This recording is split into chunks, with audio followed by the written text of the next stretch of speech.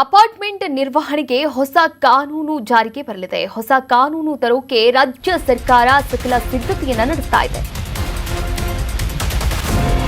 Apartment ನಿರ್ವಹಣೆಗೆ ಹೊಸ ಕಾನೂನು. ಈ ಹೊಸ ಕಾನೂನನ್ನ ತರೋಕೆ ರಾಜ್ಯ ಕಾಂಗ್ರೆಸ್ ಸರ್ಕಾರ ಸಕಲ ಸಿದ್ಧತೆಯನ್ನು ನಡೆಸ್ತಾ ಇದೆ. ಕಾನೂನು ತರುವುದಕ್ಕೂ ಮುನ್ನ ಸಿಎಂ ಸಂವಾದವನ್ನು ನಡೆಸ್ತಾರೆ. ಅಪಾರ್ಟ್ಮೆಂಟ್ ನಿವಾಸಿಗಳ ಜೊತೆ ಸಿಎಂ ಡಿಕೆ ಶಿವಕುಮಾರ್ ಅವರು ಸಂವಾದವನ್ನ ಕೂಡ ನಡೆಸ್ತಾರೆ.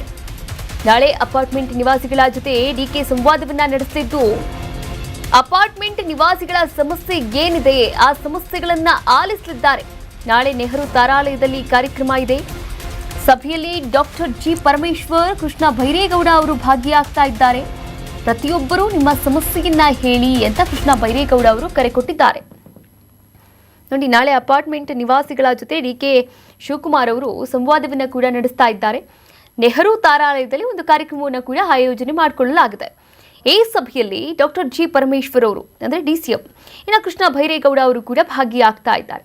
ಹಾಗೆ ಅಪಾರ್ಟ್ಮೆಂಟ್ ನಿವಾಸಿಗಳ ಸಮಸ್ಯೆಗಳು ಏನಿದೆ, ಪ್ರತಿಯೊಬ್ಬರು ಕೂಡ ಬನ್ನಿ ಆ ಒಂದು ಕಾರ್ಯಕ್ರಮದಲ್ಲಿ ಭಾಗಿಯಾಗಿ ಪ್ರತಿಯೊಬ್ಬರು ಕೂಡ ನಿಮ್ಮ ಸಮಸ್ಯೆಗಳು ಏನಿದೆ, ನೀವು ಅನುಭವಿಸ್ತಾ ಇರುವಂತಹ ಸಮಸ್ಯೆಗಳು ಏನಿದೆ ಆ ಸಮಸ್ಯೆಗಳನ್ನ ನಮ್ಮ ಗಮನಕ್ಕೆ ತರುವಂತಹ ಪ್ರಯತ್ನವನ್ನ ಮಾಡಿ ಅಂತ ಕೃಷ್ಣ ಬೈರೇಗೌಡ ಅವರು ಅಪಾರ್ಟ್ಮೆಂಟ್ನಲ್ಲಿ ವಾಸ ಮಾಡ್ತಾ ಇರುವಂತಹ ನಿವಾಸಿಗಳಿಗೆ ಕರೆ ಕೊಟ್ಟಿರುವಂಥದ್ದು.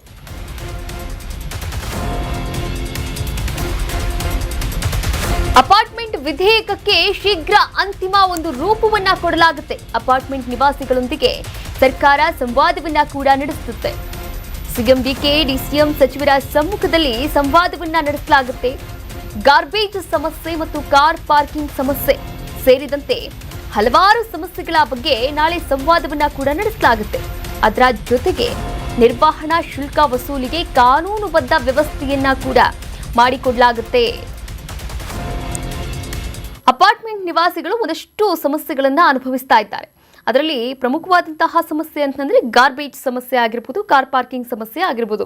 ಈ ಗಾರ್ಬೇಜ್ ಸಮಸ್ಯೆ ಇದೆಯಲ್ಲ, ಇದು ಸಾಕಷ್ಟು ಅಪಾರ್ಟ್ಮೆಂಟ್ ಅಲ್ಲಿ ವಾಸ ಮಾಡ್ತಾ ಇರುವಂತಹ ನಿವಾಸಿಗಳಿಗೆ ಅತಿ ಹೆಚ್ಚಾಗಿ ಕಾಡುವಂತಹ ಸಮಸ್ಯೆ ಅಂತಾನೆ ಹೇಳ್ಬೋದು. ಇನ್ನು ಈ ಎಲ್ಲಾ ಸಮಸ್ಯೆಗಳ ಜೊತೆಗೆ ಇನ್ನು ಏನೇನು ಸಮಸ್ಯೆಗಳಿದೆ ಆ ಎಲ್ಲಾ ಸಮಸ್ಯೆಗಳ ಬಗ್ಗೆಯೂ ಕೂಡ ನಾಳೆ ಆ ಒಂದು ಕಾರ್ಯಕ್ರಮದಲ್ಲಿ ಸಂವಾದವನ್ನು ನಡೆಸಲಾಗುತ್ತೆ. ಪ್ರತಿಯೊಬ್ಬರಿಂದಲೂ ಕೂಡ ಮಾಹಿತಿಯನ್ನ ಪಡೆಯಲಾಗುತ್ತೆ. ಪ್ರತಿಯೊಬ್ಬರಿಂದಲೂ ಕೂಡ ಸಮಸ್ಯೆಗಳನ್ನ ತಿಳಿದುಕೊಂಡು ಆನಂತರ ಆ ಸಮಸ್ಯೆಗಳಿಗೆ ಪರಿಹಾರ ಹುಡುಕುವಂತಹ ಮಾರ್ಗವನ್ನು ಡಿಕೆ ಶಿವಕುಮಾರ್ ಅವರು ಹಾಗೆ ಡಿಸಿಎಂ ಪರಮೇಶ್ವರ್ ಅವರು ಕೂಡ ನಡೆಸ್ತಾರೆ. ಅದರ ಜೊತೆಗೆ ಕೃಷ್ಣ ಬೈರೇಗೌಡ ಅವರು ಕೂಡ ಕರೆ ಕೊಟ್ಟಿದ್ದಾರೆ. ಅದರ ಜೊತೆಗೆ ಇಲ್ಲಿ ಪ್ರಮುಖವಾದಂತಹ ವಿಚಾರ ಏನು ಅಂದರೆ, ನಿರ್ವಹಣಾ ಶುಲ್ಕ ವಸೂಲಿ ಏನಿದೆ ಈ ವಸೂಲಿಯನ್ನ ಕೂಡ ಕಾನೂನುಬದ್ಧವಾಗಿ ಒಂದು ವ್ಯವಸ್ಥೆಯನ್ನ ಮಾಡ್ತೇವೆ ಎನ್ನುವಂತಹ ಮಾಹಿತಿಯನ್ನ ಕೂಡ ನೀಡಿರುವಂಥದ್ದು.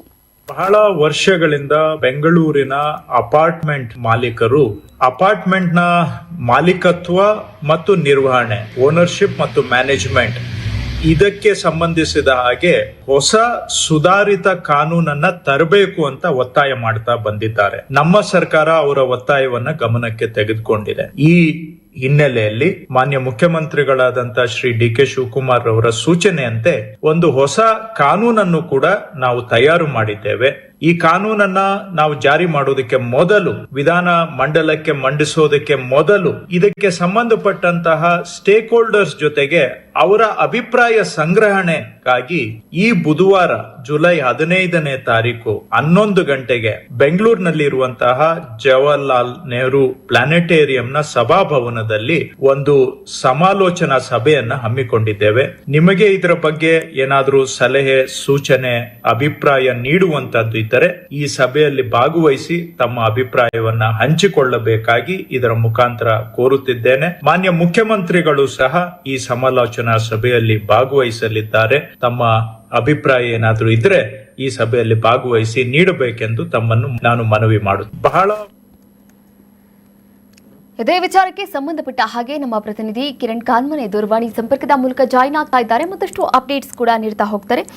ಕಿರಣ್, ಈಗಾಗಲೇ ನೋಡಿ, ಗಾರ್ಬೇಜ್ ಸಮಸ್ಯೆ ಆಗಿರ್ಬೋದು, ಕಾರ್ ಪಾರ್ಕಿಂಗ್ ಸಮಸ್ಯೆ ಆಗಿರ್ಬೋದು, ಇನ್ನೂ ಹಲವಾರು ಸಮಸ್ಯೆಗಳನ್ನ ಅಪಾರ್ಟ್ಮೆಂಟ್ ನಿವಾಸಿಗಳು ಈಗ ಸಮಸ್ಯೆಗಳನ್ನ ಅನುಭವಿಸ್ತಾ ಇದ್ದಾರೆ. ಈ ಸಮಸ್ಯೆಗಳ ಬಗ್ಗೆ ಚರ್ಚೆ ಮಾಡೋದಕ್ಕೆ, ಅದರಲ್ಲೂ ಕೂಡ ಮುಕ್ತವಾಗಿ ಚರ್ಚೆ ಮಾಡೋದಕ್ಕೆ ಒಂದು ಸಂವಾದ ಕಾರ್ಯಕ್ರಮವನ್ನು ಕೂಡ ಆಯೋಜನೆ ಮಾಡಲಾಗಿರುವಂಥದ್ದು. ಒಂದೊಳ್ಳೆಯ ನಿರ್ಧಾರ ಅಂತಾನೆ ಹೇಳ್ಬೋದು. ಈ ನಿರ್ಧಾರಕ್ಕೆ ಸಂಬಂಧಪಟ್ಟಂತೆ ಏನೆಲ್ಲ ಅಪ್ಡೇಟ್ಸ್ ಇದೆ ಸದ್ಯಕ್ಕೆ ಕಿರಣ್? ಅಪಾರ್ಟ್ಮೆಂಟ್ ಮಾಲೀಕರು ಮತ್ತು ತಮ್ಮ ಮಾಲೀಕತ್ವದ ಮತ್ತು ಆಡಳಿತ ನಿರ್ವಹಣೆ ಸಂಬಂಧಿಸಿದಂತೆ ಅಗತ್ಯತೆಗಳನ್ನ ಪರಿಹರಿಸುವ ನಿಟ್ಟಿನಲ್ಲಿ ಸರ್ಕಾರ ಈಗಾಗಲೇ ಒಂದು ಮಹತ್ವದ ಹೆಜ್ಜೆಯನ್ನು ಇಟ್ಟಿರ್ತಕ್ಕಂಥದ್ದು. ಇದೇ ಹಿನ್ನೆಲೆಯಲ್ಲಿ ಈಗ ಒಂದು ಹೊಸ ಕಾಯ್ದೆಯನ್ನು ಸಹ ಜಾರಿಗೆ ತರೋಕೆ ಸರ್ಕಾರ ಮುಂದಾಗಿರ್ತಕ್ಕಂಥದ್ದು. ಇದೀಗ ಸರ್ಕಾರ ನಾಗರಿಕರ ಏನ್ ಬೇಡಿಕೆಗಳನ್ನ ಗಮನದಲ್ಲಿ ಇಟ್ಕೊಂಡಿರ್ತಕ್ಕಂಥ ಸರ್ಕಾರ ಈ ಒಂದು ಹೊಸ ಕಾನೂನಿನಲ್ಲಿ ಬಹಳ ಪ್ರಮುಖವಾಗಿ ಒಂದಿಷ್ಟು ವಿಚಾರಗಳನ್ನ ಚರ್ಚೆ ಮಾಡುವ ನಿಟ್ಟಿನಲ್ಲಿ ನಾಳೆ ಏನು ಸಂವಾದ ಕಾರ್ಯಕ್ರಮವನ್ನು ಹಮ್ಮಿಕೊಂಡಿರ್ತಕ್ಕಂಥದ್ದು. ನಾಳೆ ಬೆಳಗ್ಗೆ 11 ಗಂಟೆಗೆ ನೆಹರು ತಾರಾಲಯದಲ್ಲಿ ಡಿ.ಕೆ. ಶಿವಕುಮಾರ್ ಅವರ ನೇತೃತ್ವದಲ್ಲಿ ಒಂದು ಸಂವಾದ ಕಾರ್ಯಕ್ರಮವನ್ನು ಹಮ್ಮಿಕೊಂಡಿರ್ತಕ್ಕಂಥದ್ದು. ಈಗ ಈ ಒಂದು ಅಪಾರ್ಟ್ಮೆಂಟ್ ಕಾಯ್ದೆಯಲ್ಲಿ ಏನೆಲ್ಲ ವಿಚಾರಗಳಿದಾವೆ ಅಂತ ಹೇಳಿದ್ರೆ, ಅಪಾರ್ಟ್ಮೆಂಟ್ ಮಾಲೀಕರನ್ನ ಮಸೂದೆಯಲ್ಲಿ ಪ್ರತ್ಯೇಕವಾಗಿ ಮತ್ತು ಅಪಾರ್ಟ್ಮೆಂಟ್ ಮಾಲೀಕತ್ವ ಮತ್ತು ನಿರ್ವಹಣೆಯನ್ನ ವರ್ಗಾವಣೆ ಏನೆಲ್ಲ ಕಾನೂನು ಚೌಕಟ್ಟುಗಳನ್ನ ನಿರ್ಮಿಸಬಹುದು ಎಂಬುದರ ಕುರಿತಂತೆ ಆಗಿರ್ಬೋದು, ಮತ್ತೆ ಅಪಾರ್ಟ್ಮೆಂಟ್ ಅನ್ನ ಮಾರಾಟ ಮಾಡುವ ಮತ್ತು ಉತ್ತರಾಧಿಕಾರವನ್ನು ಹೊಂದುವುದಕ್ಕೆ ಇದು ಅನುಮತಿಸುವುದರ ಕುರಿತಂತೆ ಒಂದಿಷ್ಟು ವಿಚಾರಗಳನ್ನು ನಾಳೆ ಚರ್ಚೆ ಆಗ್ಬೋದು. ಮತ್ತೆ ಈ ಕಾಯ್ದೆಯಲ್ಲಿ ಇವೆಲ್ಲ ವಿಚಾರಗಳನ್ನು ಸಹ ಕೂಡ ನಾಳೆ ಚರ್ಚೆ ಆಗ್ತವೆ. ಮತ್ತೆ ಕಾಯ್ದೆಯಲ್ಲಿ ಕೂಡ ಈ ವಿಚಾರಗಳು ಇರುವಂತದ್ದು. ಇದಕ್ಕನುಗುಣವಾಗಿ ಮತ್ತೆ ಅಪಾರ್ಟ್ಮೆಂಟ್ ನಲ್ಲಿ ಬಳಸುವವರು ಲಿಫ್ಟ್ ಆಗಿರ್ಬೋದು, ಮತ್ತೆ ಈಜುಕೊಳಗಳಾಗಿರ್ಬೋದು, ಮತ್ತೆ ಗಾರ್ಡನ್ ಗಳನ್ನ ಪ್ರವೇಶವನ್ನು ಹಂಚಿಕೆ ಮತ್ತು ನಿರ್ವಹಣೆ ಮತ್ತು ಪಾಲನೆಯನ್ನು ಕಾಯ್ದೆಯಲ್ಲಿ ಪ್ರಮುಖ ನಿರ್ಣಯಗಳನ್ನು ಈಗಾಗಲೇ ತೆಗೆದುಕೊಳ್ಳಲಾಗಿರ್ತಕ್ಕಂಥದ್ದು.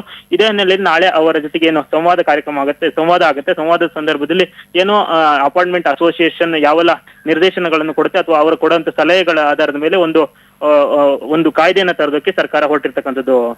ಕಾವ್ಯ, ಥ್ಯಾಂಕ್ ಯು ಕಿರಣ್ ತಮ್ಮೆಲ್ಲ ಡೀಟೇಲ್ಸ್ಗಾಗಿ.